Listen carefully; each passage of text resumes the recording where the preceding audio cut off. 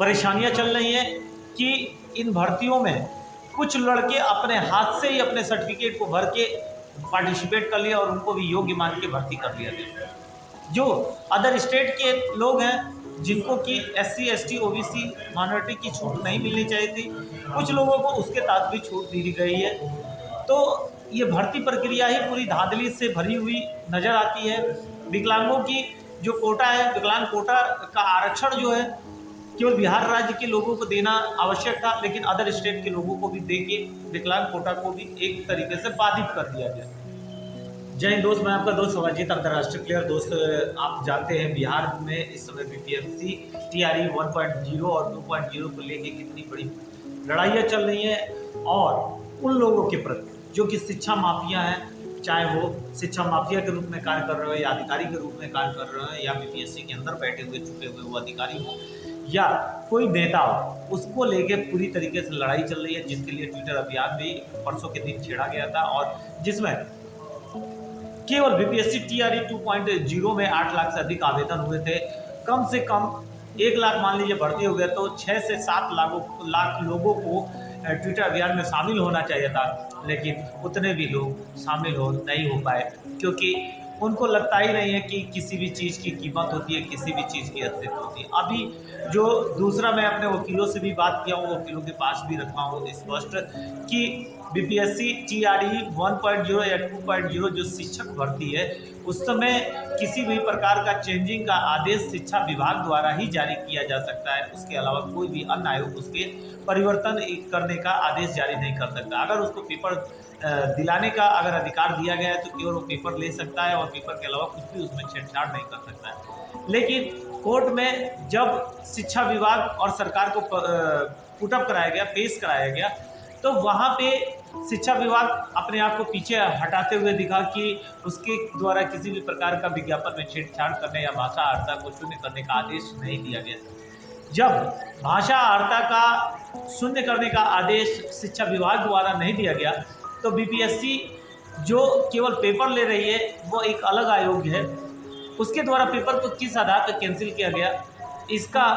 जानना अत्यधिक आवश्यक है। लेकिन ये तो तय है, 100% तय है कि पटना हाई कोर्ट शिक्षकों के प्रति जीत देगी, क्योंकि विज्ञापन में छेड़छाड़ करने का आदेश केवल और केवल शिक्षा विभाग दे सकता है, या चेंजिंग का कोई नया आदेश होगा तो शिक्षा विभाग द्वारा दिया जा सकता है। उसके अलावा किसी को भी आदेश देने का अधिकार नहीं है और ना वो आदेश दे सकता है। बिहार राज्य में जो स्थिति आज पैदा हो गई है, हर एक भर्ती पे इसका दुष्परिणाम देखने को मिलेगा। परेशानियां चल रही हैं कि इन भर्तियों में कुछ लड़के अपने हाथ से ही अपने सर्टिफिकेट को भर के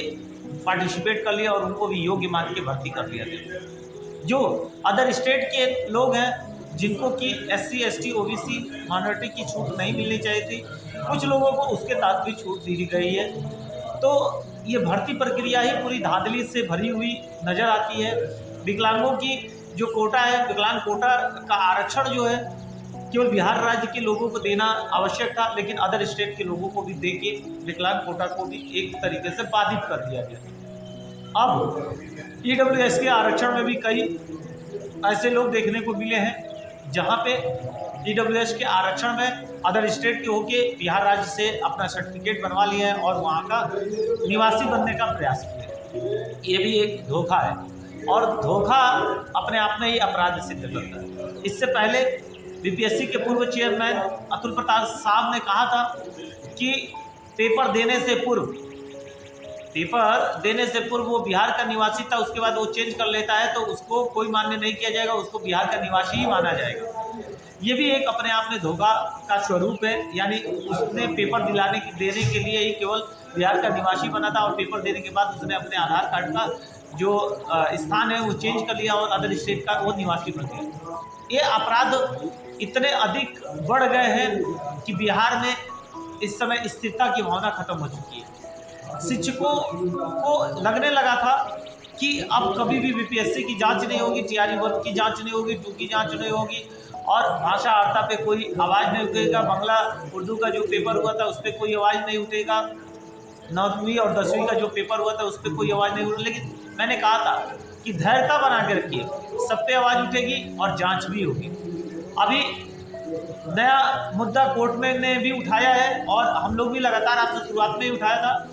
कि यदि आप 1,22,000 भर्ती दिखाते हैं तो आपको जो रिजल्ट घोषित करना होता है, जितने योग्य टीचर है तो 1,22,000 पे ही आपको रिजल्ट घोषित करना था, लेकिन आपने केवल 95,000 रिजल्ट अपने आप से कहने में, हमारे हिसाब से 90,000 भी सीटों को नहीं फुलफिल किए हैं और आपने 95,000 दिखाने का प्रयास किया था मुख्यमंत्री से। जब आपने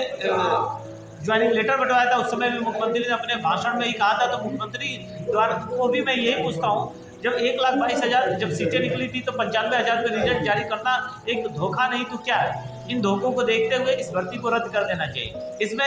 बहुत बड़े बड़े अधिकारियों के भी हाथ होने के चांसेज हैं और बीपीएससी टीआरई 2.0 की जो भर्ती हुई थी उसकी जो संशोधित रिजल्ट था 4 से 5 बार जारी किया गया, उससे स्पष्ट होता है कि कहीं ना कहीं धांधली का कारण भी यही लोग हैं और धांधली करता जो मेरिट लिस्ट में लड़के आने वाले थे वो सब बाहर हो गए, जो मेरिट लिस्ट में नहीं थे वो अंदर हो गए। इसका भी मुख्य कारण क्या था, इसको भी जानना सभी युवाओं के लिए जरूरी था और इसकी लड़ाई हमारी बहुत तेजी से चल रही थी। अभी कोर्ट ने भी इस बात को रखा है और पूछा है कि बीपीएससी टीआरई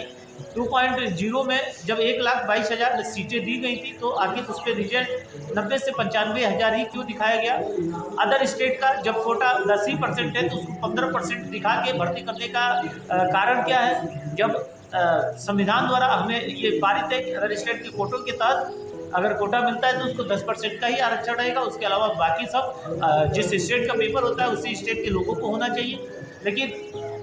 यहाँ पे संविधान का भी उल्लंघन करते हुए 15% का आरक्षण देना एक अपने आप में ही अपराध सिद्ध करता है, जिसके लिए लड़ाई जारी है। आप लोग के सहयोग और सपोर्ट की बहुत अधिक आवश्यकता है। इसके लिए हम हमेशा आप लोग से तहे दिल से यही कहता रहा हूँ कि वीडियो शेयर करिए, अधिक से अधिक लोगों को तक अपनी बातों को पहुँचाने का प्रयास करिए कि जो अपराध में शामिल है, जो अपराधी हैं उनकी धरपकड़ हो सके। और शुरुआत से लड़ाइयों में आपने एक एक कदम पे हमारा सहयोग और सपोर्ट किया है, जिससे आज बिहार राज्य में EOU द्वारा यानी आर्थिक अपराध इकाई द्वारा जाँच बैठाई गई और आर्थिक अपराध इकाई ने बीपीएससी टीआरई 3.0 को रद्द करने में अपना सफलता प्राप्त किया और बीपीएससी टीआरई 2.0 और 1.0 में सफलता के बहुत नज़दीक है। लेकिन ऊपर ऊंचे अधिकारियों का दबाव व मंत्रियों के दबाव के कारण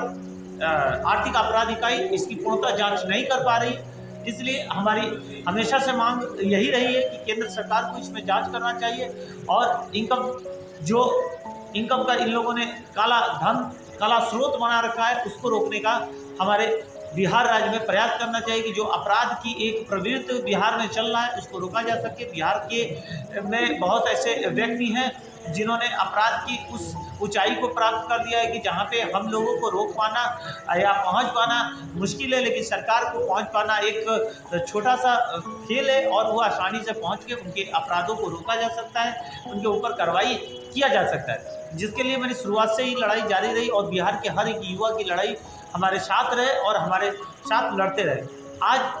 हमें केवल